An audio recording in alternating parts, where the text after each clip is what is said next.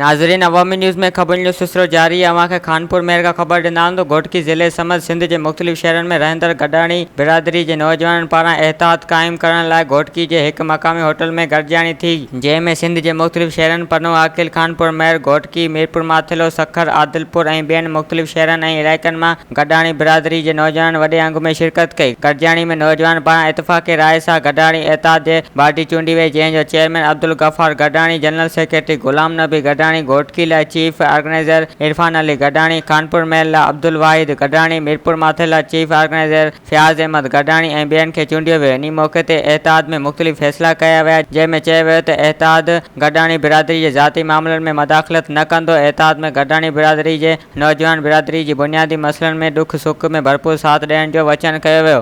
वधीक ख़बरनि ऐं तफ़सील जे लाइ विज़िट कयो असांजी वेबसाइट awamiNewsHD.com ऐं ॾिसंदा रहो अवामी न्यूज़ HD।